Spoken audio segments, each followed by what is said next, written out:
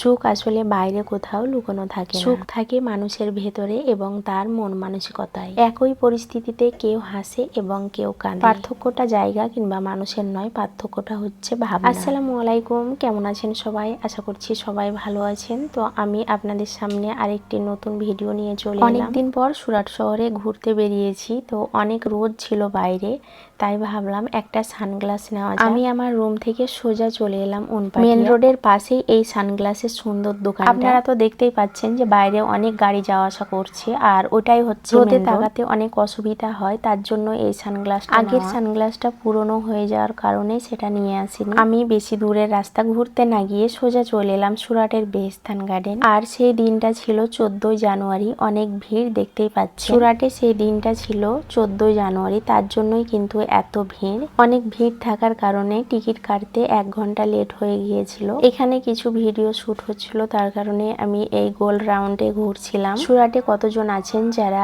এই বেহেস্তান গার্ডেনটি ঘুরেছেন বা দেখেছেন? এই গার্ডেনটা আমি অনেকবার এসেছি, কারণ আমার রুম থেকে যেহেতু অনেক কাছে, তার জন্য এখানেই ছুটে আসি বারবার। ভেবেছিলাম দূরে কোথাও ঘুরতে যাব, কিন্তু সেই দিনটা ছিল 14 তারিখ, ঘুরে ওড়ার দিন, তাই দূরে কোথাও যাওয়া হয়নি। কাছেই চলে এলাম ঘুরতে। সুরাটে যারা থাকে তারা অনেকেই জানে যে ঘুরে ওড়ার দিন দূরে কোথাও ঘুরতে যেতে হয় না, কারণ ঘুড়ির সুতো মানুষের গায়ে লেগে অনেক বিপদ আসতে পারে। তার কারণে আমি কিন্তু দূরে কোথাও ঘুরতে যাই। যাই হোক, আমি যে হোয়াইট 3 পিস ড্রেসটা পরে আছি, তো আপনাদের এই ড্রেসটা কেমন লেগেছে অবশ্যই জানাবেন। আমি এই 3 পিস ড্রেসটা নিয়েছি ফ্লিপকার্ট থেকে। অনেক সুন্দর ড্রেস, আপনারা চাইলে অর্ডার করে নিতে পারেন, অনেক ডিসকাউন্ট চলছে। এই 3 পিসটার হাতাতে এবং পা প্যান্ট দোপাট্টা সবগুলোতেই কিন্তু ডায়মন্ডের কাজ করা। আপনারা যদি কেউ চান এই ড্রেসটা, তো আমি আমার কমেন্ট বক্সে লিংক দিয়ে দেবো। সুরাটের এই টাইমটা হচ্ছে বৈকাল 5টা। এই 5টার সময় এত সুন্দর রোদ, না ঠান্ডা না গরম, অনেক সুন্দর আবহাওয়া। এখানে ছোট ছোট করে শর্ট ভিডিওগুলো নিচ্ছিলাম, তারপরে চলে এলাম একটা ফিল্ডে। সবাই দেখছি এখানে বসে আছে, তাই এই ফিল্ডের মধ্যে আমিও একটুখানি বসলাম। যখন আমি গার্ডেনটা প্রবেশ করি তখন কিছু সামান কিনে নিয়েছিলাম খাওয়ার জন্য, এবং তার সঙ্গে একটা পানির বোতলও নিয়েছিলাম, কারণ বাইরে বারবার যাওয়া যাবে না, এতটা পরিমাণে ভিড়। বাদামগুলো নেওয়ার কারণ হচ্ছে টাইম পাস করার জন্য,